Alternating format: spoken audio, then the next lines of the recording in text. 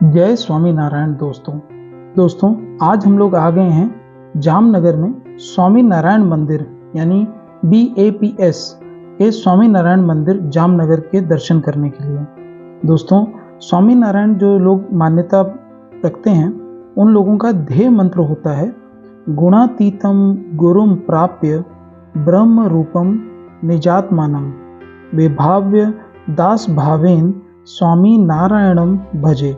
अर्थात गुणातीत गुरु प्राप्त करने के बाद मैं अपनी आत्मा को ब्रह्म रूप मानता हूँ और विनम्रता के साथ भगवान स्वामी नारायण की पूजा करता हूँ। दोस्तों, जब आप इस मंदिर में आते हैं तो यहाँ की भव्यता देख करके आपका मन अति प्रसन्न हो जाएगा, क्योंकि स्वामी नारायण के जितने भी मंदिर आज तक हम लोगों ने देखे हैं, चाहे वह दिल्ली में हो, अहमदाबाद में हो या कहीं पर भी आपने देखे हों, वह सभी बहुत ही भव्य बनाए जाते हैं। ये देखिए, आपके सामने इस समय जामनगर का स्वामी नारायण मंदिर है और आप देख ही सकते हैं इसके आसपास में कितनी जगह में लोगों के बैठने के लिए, आने जाने के लिए, जो भक्तगण आते हैं उनके भी दर्शन करने के लिए पूर्ण रूप से सब चीज़ों की व्यवस्था की जाती है। दोस्तों, जो लोग जानते हैं और जो लोग नहीं भी जानते हैं उनके लिए मैं बता देता हूँ कि इस संप्रदाय को मोटे तौर पर 6 प्रमुख पंथों में बांटा गया है। पहला है अहमदाबाद या फिर बोल सकते हैं कालूपुर, उसके अलावा बाप्स, फिर वड़ताल, फिर मणिनगर, फिर वासना और सोखड़ा, इसमें विभाजित किया गया है। दोस्तों, सभी स्वामीनारायण मंदिर में आरती के लिए जो समय है वह भी फिक्स रहता है, जो आपकी स्क्रीन के ऊपर दिखाया जा रहा है। आप इस समय के अनुसार यहाँ पर आरती के लिए आ सकते हैं। तो चलिए दोस्तों, अब चलते हैं मंदिर के अंदर। यह जो मंदिर आपके सामने दिखाया जा रहा है यह जामनगर का स्वामी नारायण मंदिर है, बट अमूमन सभी मंदिर इसी तरह से और इसी व्यवस्था से बनाए जाते हैं। आपके सामने जो मंदिर दिख रहा है इसमें आप देख सकते हैं कि सभी जगह पर किस तरह से कारीगरी की गई है। यहाँ की कारीगरी देख करके आपका मन जो है वो बहुत प्रसन्न हो जाएगा। तो चलिए दोस्तों, अब चलते हैं मंदिर के अंदर। साथ ही साथ में मैं आपको एक छोटी सी कहानी भी सुना देता हूँ। स्वामी नारायण का जन्म 1781 यानी 1781 में उत्तर प्रदेश के छपिया में घनश्याम पांडे के रूप में हुआ था। दोस्तों, 1792 में उन्होंने नीलकंठ वर्णी नाम को अपनाते हुए 11 वर्ष की छोटी आयु में ही भारत भर में 7 साल की तीर्थ यात्रा शुरू की। इस यात्रा के दौरान उन्होंने कल्याणकारी गतिविधियां की और इस यात्रा के 9 वर्ष और 11 महीने के बाद यानी कि सन 1799 के आसपास गुजरात राज्य में बस गए। 1800 में उन्हें अपने गुरु स्वामी रामानंद द्वारा उद्धव संप्रदाय में शामिल किया गया और उन्हें सहजानंद स्वामी का नाम दिया गया। 1802 में अपने गुरु के द्वारा उनकी मृत्यु से पहले उन्हें उद्धव संप्रदाय का नेतृत्व भी सौंप दिया गया। सहजानंद स्वामी ने एक सभा आयोजित की और स्वामी नारायण मंत्र को पढ़ाया। इस बिंदु से वह स्वामी नारायण के रूप में जाने जाते हैं। उद्धव संप्रदाय को स्वामी नारायण संप्रदाय के रूप में भी जाना जाता है। तो दोस्तों, आप जैसा कि मंदिर के अंदर आकर के देख पा रहे हैं, इस तरह से सभी मूर्तियों को बहुत ही मन से और बहुत ही खूबसूरत तरीके से बनाया गया है। आपके सामने बहुत सारे योगियों की मूर्तियां रहेंगी, जिनको आप देख करके, दर्शन करके आनंद का अनुभव कर सकते हैं। यहाँ पर आने वाले सभी जितने भी भक्तगण होते हैं वह इन सभी के दर्शन करने के लिए ही मंदिर तक आते हैं और विशेष रूप से आरती के समय आकर के वह इसका लाभ भी उठाते हैं। दोस्तों, मंदिर में सब तरफ प्रमुख स्वामी महाराज और उनके जो ब्रह्म स्वरूप के दर्शन आप कर रहे हैं, उसके साथ ही साथ विभिन्न जो भारत में अनेकों लोग जिनमें मान्यता रखते हैं उन सभी प्रमुख देवी देवताओं की मूर्तियां भी लगी हुई हैं। तो आप यहाँ पर जब आते हैं तब इन देवी देवताओं के भी दर्शन कर सकते हैं। यह देखिए यहाँ पर किस तरह से सभी जितने भी इनके स्तंभ हैं, जो इनकी नक्काशी है, आप मंत्र मुग्ध हुए बगैर नहीं रह सकते। दोस्तों, इन सभी मंदिरों में, चाहे वह आप दिल्ली में जाएं या अहमदाबाद में जाएं या कहीं पर भी जाएं, आपको इसी तरह की नक्काशी देखने को मिलेगी। दोस्तों, जब हम लोग इस मंदिर में आए तब उस समय पूजा अर्चना हो चुकी थी और अब मंदिर के बंद होने का समय हो रहा था। तो हमने मंदिर के अंदर जितने भी देवी देवता थे उन सभी के दर्शन किए।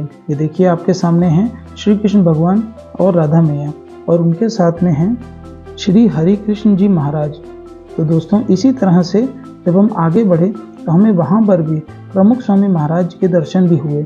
उसके अलावा जितने भी इनके देवी देवता हैं जिनको इन्होंने प्रमुख स्वामी महाराज और महाराज के रूप में माना है, उन सभी की मूर्तियाँ स्थापित हैं। इसके साथ ही साथ श्री राम जी की, अक्षर पुरुषोत्तम जी की, सभी की यहाँ पर आपको मूर्तियाँ देखने को मिल जाएंगी। दोस्तों अब जब इस मंदिर में आते हैं, यहाँ पर सभी धर्मों के लोग आए हुए मिलेंगे। हम लोग भी अपने परिवार के साथ यहाँ दर्शन करने के लिए आए थे और यहाँ की भाव भक्ति देख करके आपका मन जो है वो भगवान के नाम के साथ जुड़ने के लिए आतुर हो जाएगा। दोस्तों आप जब भी यहाँ पर आते हैं, जामनगर में स्टेशन से यह सिर्फ 6 किलोमीटर की दूरी पर है और अगर आप एयरपोर्ट से आते हैं तो वह जस्ट एयरपोर्ट के सामने की साइड में ही आपको यह मंदिर में दर्शन करने के लिए समय निकालना चाहिए। दोस्तों हम लोग भी जब यहाँ पर आए तो हम लोगों को ऐसा लगा कि हम जैसे एक सर्वधर्म संभाव के मंदिर के अंदर आ गए हैं। दोस्तों चलिए अब हम आपको बाहर के भी दर्शन कराते हैं और मंदिर के बारे में और भी बहुत सारी बातें आज आपके साथ करनी है।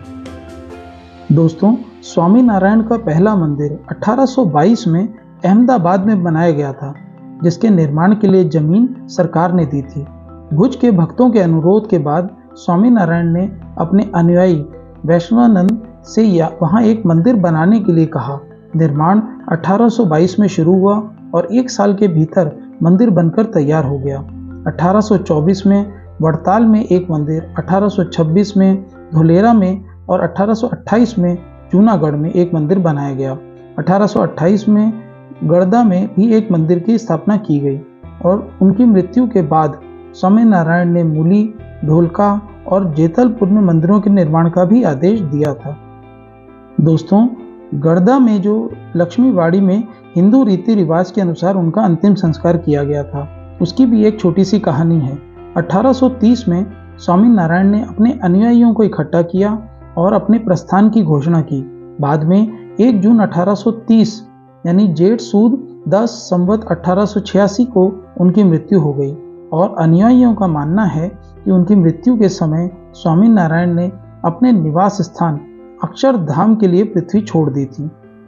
दोस्तों स्वामी नारायण ने जाति व्यवस्था और गरीब इसके ऊपर बहुत सारा काम किया था। संप्रदाय का नेतृत्व संभालने के बाद स्वामी नारायण ने भोजन और पीने का पानी वितरित करके गरीबों की सहायता करने के लिए काम किया। उन्होंने कई सामाजिक सेवा परियोजनाओं की शुरुआत की और गरीबों के लिए भिक्षागृह भी खोले।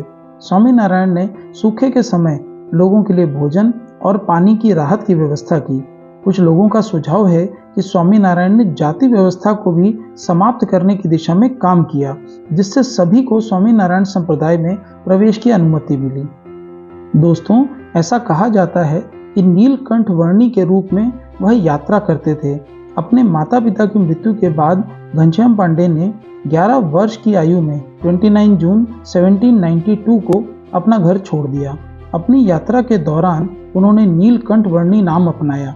नीलकंठ वर्णी ने एक ऐसे आश्रम की तलाश में पूरे भारत और नेपाल के कुछ हिस्सों की यात्रा की, जहां वे वेदांत, सांख्य, योग और पंचरात्र की सही समझ का अभ्यास करते थे। ऐसे आश्रम को खोजने के लिए नीलकंठ वर्णी ने बुनियादी वैष्णव वेदांत श्रेणियों पर निम्नलिखित 5 प्रश्न पूछे। जीव क्या है, ईश्वर क्या है, माया क्या है, ब्रह्म क्या है और परम ब्रह्म क्या है। अपनी यात्रा के दौरान नीलकंठ वर्णी ने गोपाल योगी नामक एक वृद्ध योग गुरु के मार्गदर्शन में 9 महीने की अवधि में अष्टांग योग में महारत हासिल की।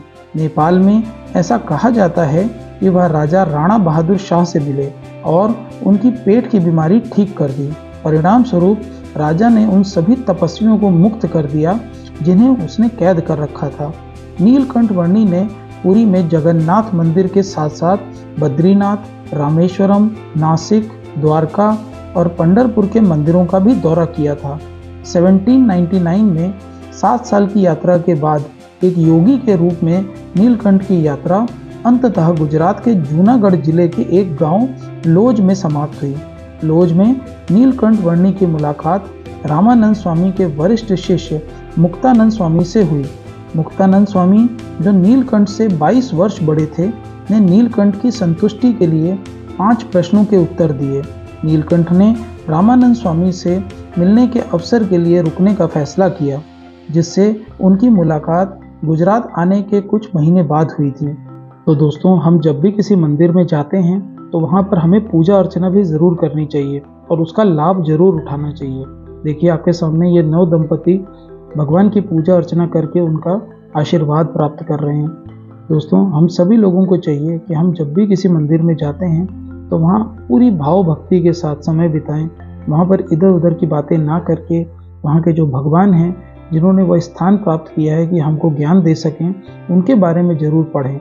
और साथ ही साथ में पूजा अर्चना करते समय हमारे लिए जो भी बात कही जा रही है उसे बहुत ही ध्यान से स्मरण करें, ताकि आने वाले समय में हम उसे अपने रेगुलर जो डेज रहते हैं, हमारी जो दिनचर्या रहती है, उसके अंदर उतार सकें। और हो सके तो पंडित जी से बात करके अपने लिए कोई एक वाक्य जरूर ले लें और उस वाक्य के ऊपर में अडिग रहने का प्रयत्न करें।